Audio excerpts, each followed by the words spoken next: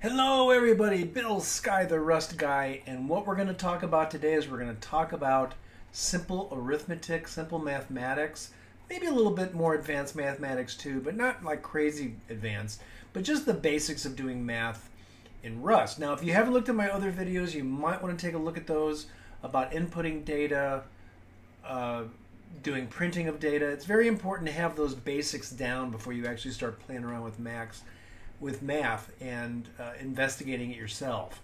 So I really recommend that you have everything set up, you follow along. It's going to be a good time, very simple, very much like other languages, but with its own little Rust thing about it. So let's get going. Okay, so I'm using Alma Linux today. It really doesn't matter what Windows, if you're using Windows or Linux, they're pretty much all the same. So let's just go ahead and create a new project. Now, again, I'm going to use cargo here, so I'm just going to open up a terminal.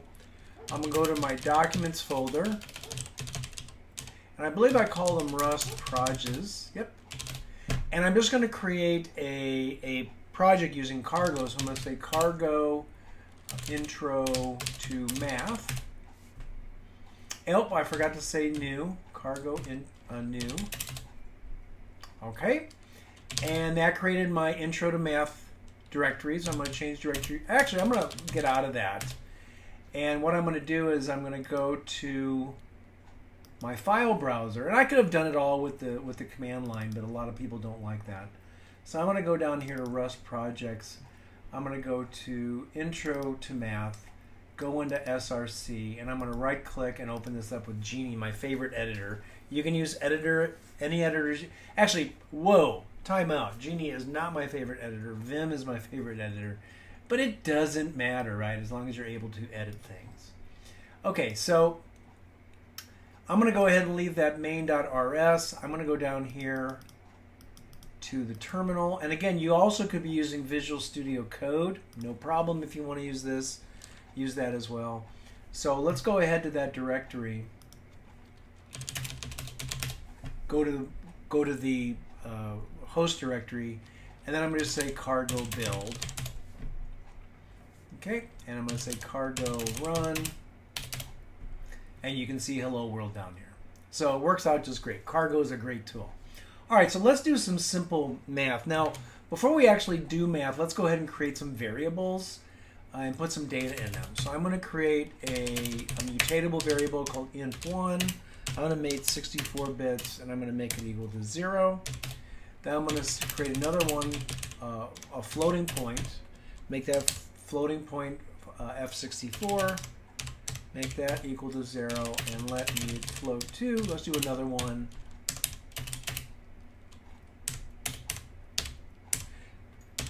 And let's go ahead and give our integer a value, and we'll mess around with the floats in a little while. So I'm just going to say int1 equals 64. I always like putting a space or a group of spaces after my variables are initialized. Now, we're going to be doing nothing but 64-bit because I want to keep this as simple of a video as possible.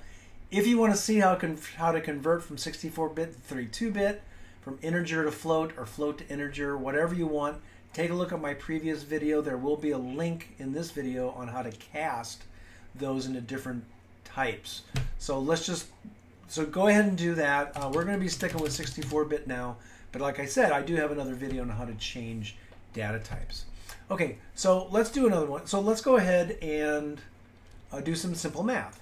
So I'm going to say println value of int1. So let's go ahead and just print off int1 so we can see the value. Now let's go ahead and do some simple addition. So I'm going to say, we're going to do some addition.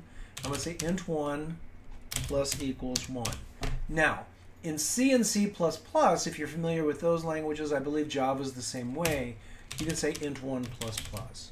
But you can't do that in Rust. I don't know why the developers didn't do it that way, but they decided not to do it. So what this does is it says take int1, add 1 to it, and assign that value back to int1. So actually what happens, when I say int1 plus equals 1, it takes the value of int1, which is 64, it adds 1 to it, and that goes into some temporary memory. So that's what it does. Then what it does is it says int 1 is equal to that temporary memory. So then it reassigns it back from the temporary memory to int 1. Now that temporary memory might be a register in the CPU, it might be cache memory, it might be actual variable that the assembler uses or whatever, yeah, the assembler uses, but that's how it works. So that's addition. And let's go ahead and save and build that. And you can see it went from 64 to 65. So that's very simple. That's addition. Let's do subtraction. And it's pretty much, you probably guess,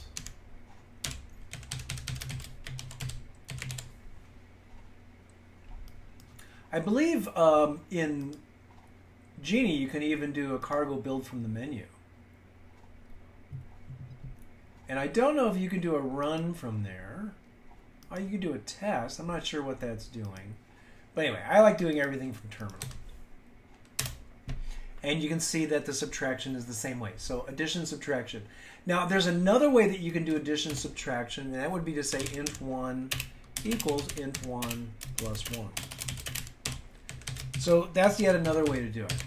And you know, personally, I actually like it this way. And maybe that's just my old timer way of doing it because that's the only way you used to be able to do it in Fortran and other languages. But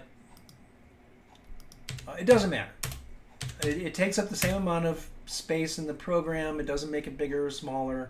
It's the same thing. The compiler will take care of it for you. Okay, so that's subtraction. Let's go ahead, and what I'm going to do is I'm just going to copy this. And let's do multiplication. You can imagine what that is, right? Instead of just 1, I'm going to say 10.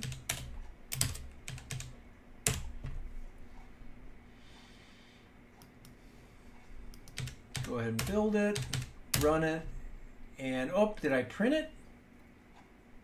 Oh, I don't think I saved it. There we go. I didn't save it. And you can see that it multiplied it by 10 twice, so it actually multiplied it by 100. Okay, that's multiplication. Whoops. How about division? Let's take it back to what it was. And I've got both of those in there so you can see they work the same way.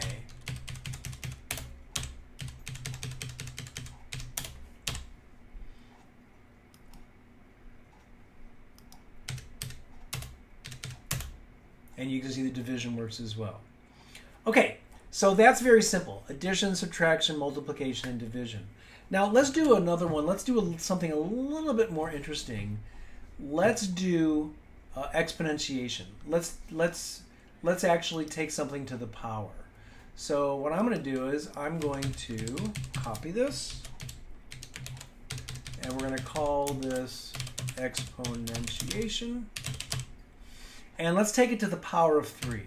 So now it's a little bit different. There is no, in some languages you can use the asterisk to mean exponentiation, but you don't do that in Rust that way. What you do is you say int 1 equals int 1 dot power of 3. So that will raise int 1 to the power of 3. Let's see how that works. And you can see it took 64 and brought it up to the power of 3. Now this can be anything. This can be a 2. This can be a...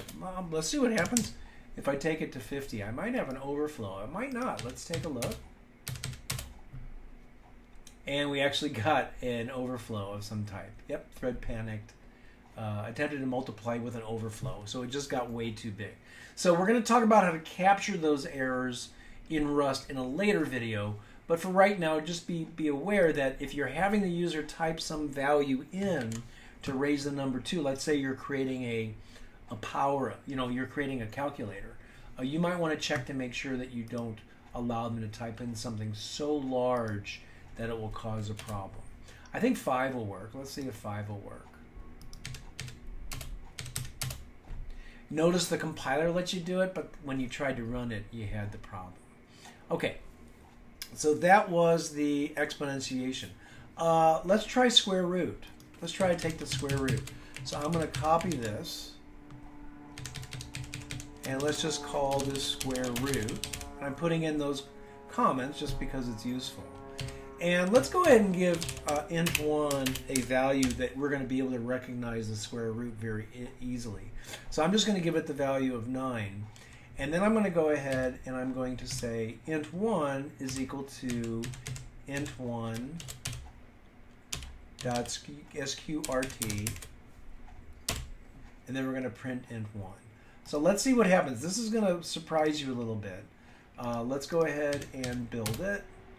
And we got an error because integers do not have the method called sqrt as part of the integer data type in the Rust language. So what we need to do here is, before we actually do that, I have to say, I have to cast it. So I'm going to say int1 as f64, and I'm going to put that in parentheses just because I love using parentheses.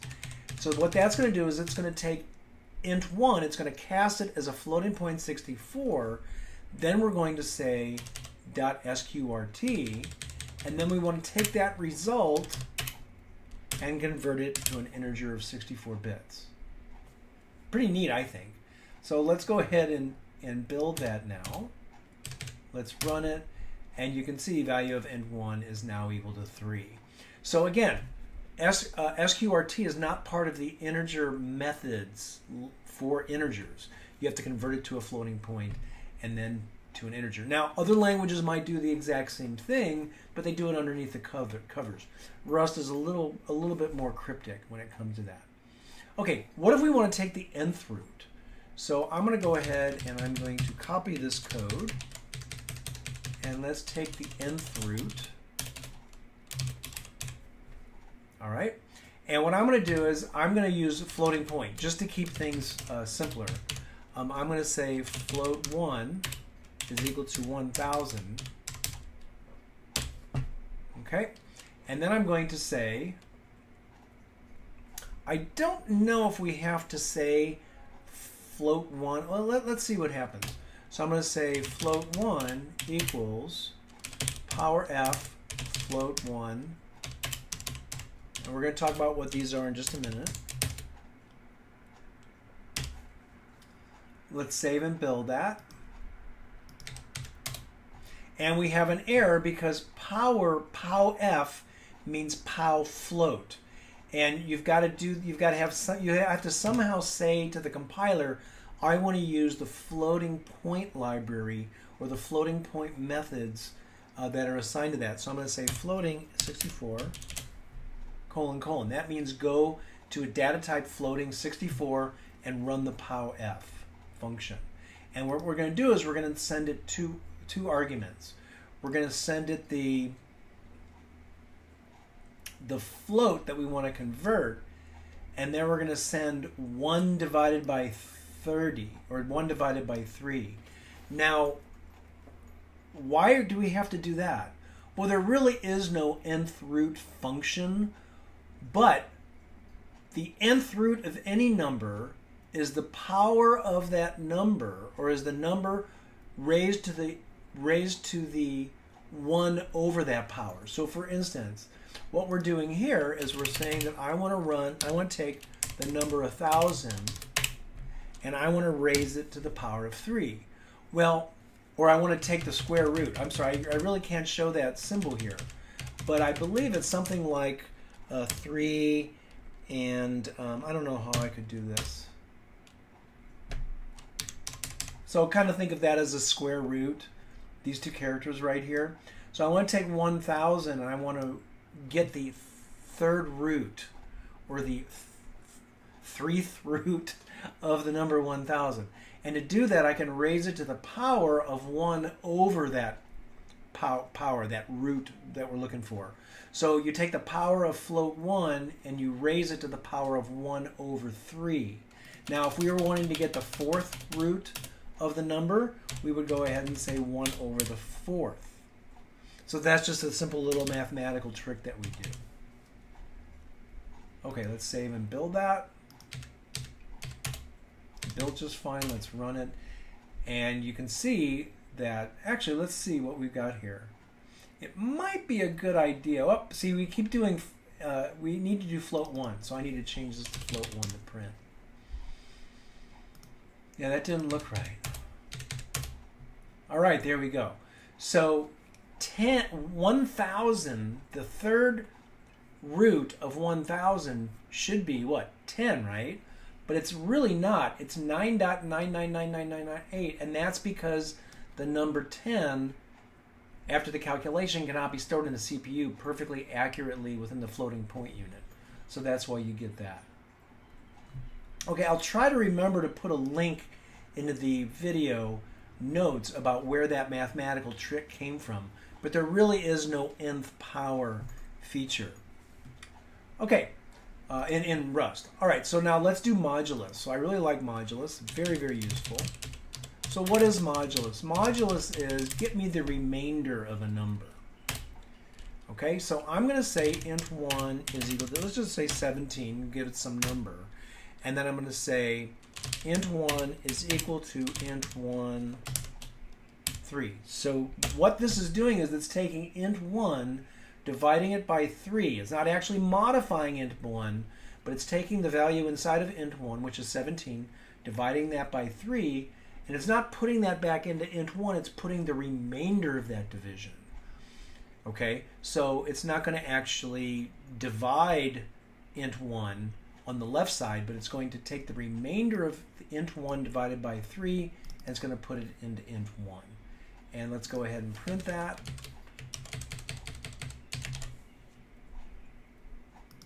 I should probably change this 2 here so I don't get confused. All right, let's go ahead and build it. Let's run it. And you can see the remainder of 17 divided by 3 is 2. The remainder of 17 divided by 3 is 2.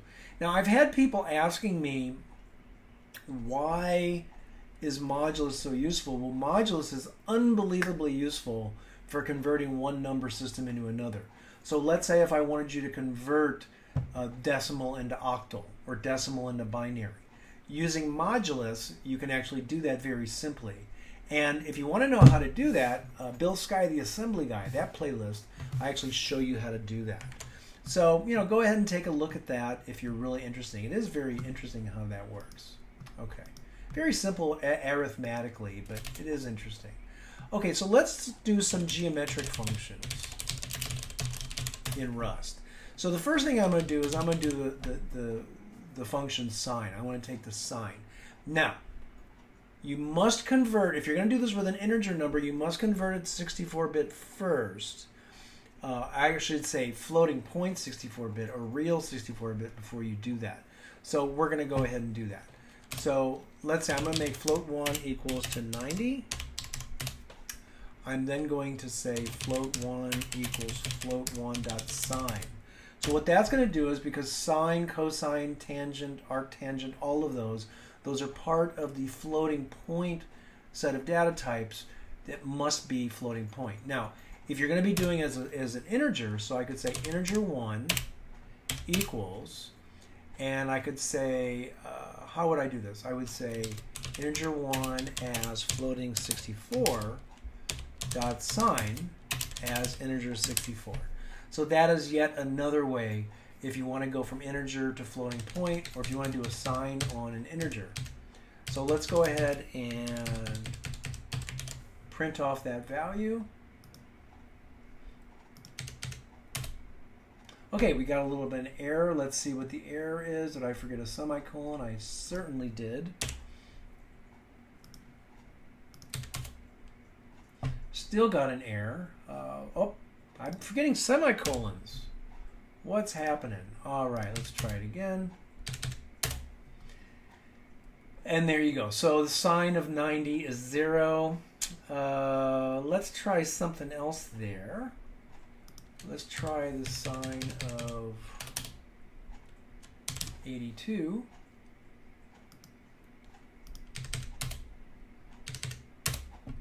We still have 0.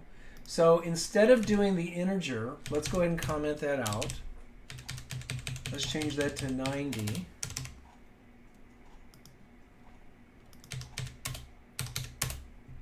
And we got the sine of, well, we're doing int 1 here. We're going to want to print the float. So let's go ahead and do that.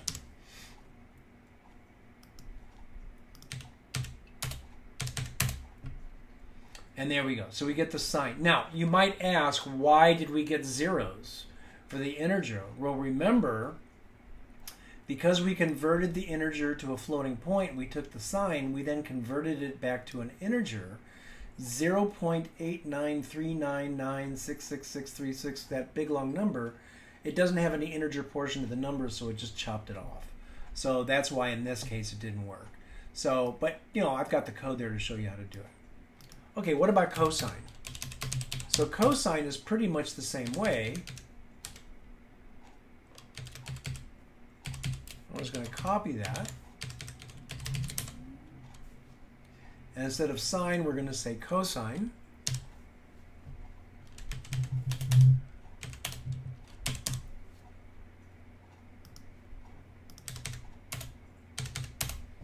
And you can see the cosine is a negative value. Now we could do this for all of the trigonometric functions, but I'm just going to list them right here for you. So that was sine and cosine. There's also arcsine. There's also arccosine. There's also tangent, so we can do a tangent. So that would be slash slash, you can imagine tangent. We can also do arctangent. So those are some of the built-in trigonometric, I said geometric, it is, but trigonometric functions within the floating point library within Rust. Now the last thing I would like to do is I would like to do the order of operations. Now order of operations are basically that if you don't use parentheses, there's some question as to how things would work. So let's say if I said float 2 equals float 1 plus float 1 times float 2, a negative float 2. What's going to actually happen here? Well, you have to understand. Now, first of all, is that a valid equation? Let's go ahead and build it. And it is a valid equation. But what's going to happen first? Is the plus going to happen first? Is the minus going to happen first? Is the multiplication going to happen first? What's going to happen first? Well, the order of operations are that you do anything inside of parentheses first. Well, there's no parentheses there, so okay. The second thing is that you do unary operations. So this right here, this is what we call a unary operation, where you actually say, I want to negate float 2. Float 2 may or may not be a negative number. The value inside of float 2 may or may not be a negative number. But what you say is when you say minus float 2, you're saying whatever is in float 2, I want you to flip the sign. So if it's a positive, it's going to turn it into a negative. If it's a negative, it's going to turn it into a positive. It's like it does a multiplication of that number by -1. So it does unary operations first. Then what it does is it does multiplication, division from left to right. So what it will then do, after it does the negation of float 2, it'll then do the multiplication of float 1 by the negated or the sign flipped float 2. And since there's no more multiplication or divisions, it'll then do addition and subtraction from left to right. So then it'll do the float 1 plus the result of this calculation. Now, I mentioned parentheses. I love parentheses because they allow you to specify the order of operation. So if you want to really look at how this is done, the order of operation using parentheses, it does the parentheses first. It goes into the parentheses first. So what the compiler is going to do is it's going to see this, it's going to dig down into it until it finds the lowest level of parentheses, which is this. And it's going to say, okay, do what's inside of there. Well, it's going to negate. It's going to flip the sign of float 2 first. Then it's going to move out of the parentheses. It's going to go up one level, and it's going to do that multiplication because that's in parentheses. And if you really wanted to go crazy, you could do this, and it'll then do the addition. That's actually what it would look like if you were forced to use parentheses to do these type of arithmetic operations. And why not? Why not just use parentheses? No reason. There's absolutely no reason you can't use parentheses. In fact, using the parentheses might actually make it clearer visually looking at the code by somebody who's not seen the code before, and you could become somebody's fan. Or you could obtain a fan because they really like the fact that you're using parentheses. If you don't use parentheses, you kind of have to know those order of operations, and if you're a brand new programmer, you may not know them. It's not necessarily intuitive what those are. Or you might use parentheses to make sure that your calculation happens this way. So what's going to happen in this case is that float 1 and float 2 are going to be added together first, and they're going to be put into a temporary memory location. Then float 2 is going to be negated. Then it's going to take that negated float 2, multiply it by the result of the parentheses, and then it's going to multiply those two together. And then it's going to assign it to float 2. So it's really a good idea to try this stuff out. So what I'm going to do is I'm just going to show you an example just to prove my point. And I'm going to say float 1 equals 11.11. Oh, I didn't type that in right. Float 2 equals 22.22. And I'm going to say print ln. Value of float 2 is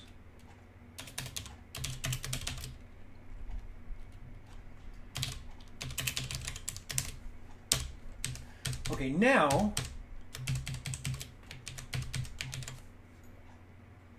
let's take that and let's put all those funny little parentheses I had in there to show you that it's exactly the same thing. Because this is the way the compiler does it. So those two floats should be the same. I always like to say should be because you never know when I might be wrong. Okay, let's see what's happening here. Probably too many parentheses somewhere.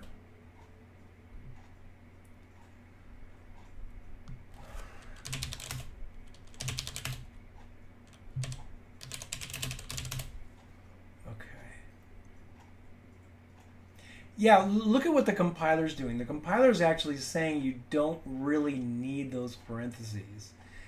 I don't like that about the Rust compiler. It doesn't like you to use those. Let's see if there's any. That might just be a warning. Let's see. Oh, yep, that could be just a warning. So let's go ahead. That might be just a warning. I guess in a way it's trying to make you a better programmer, but it doesn't really matter. Okay, good. So here we go. So let's go ahead and run it. And you can see the numbers are identical. So it doesn't matter which way you do it. Now, let's go ahead and do this again. And you can see the difference. So I'm going to take away, I'm going to put these into parentheses. And then I'm going to take these out.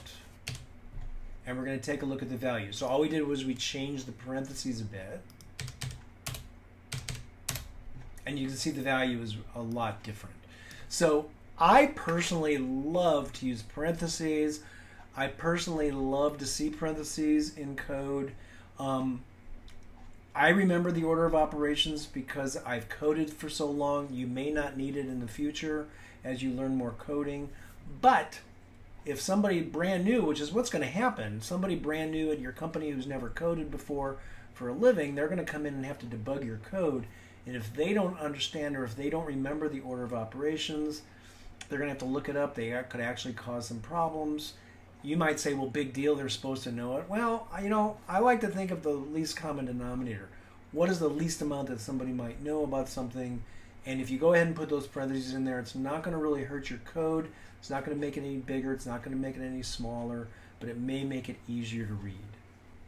All right, so that is simple arithmetic in Rust. I hope this helped you out. We went through simple arithmetic. We went through power of. We went through square root, nth of. We even went through order of operations as well as some trigonometric functions. I hope this helped you out. Can't wait to get into some more Rust stuff. I think we're going to be starting to do if statements next. I don't know.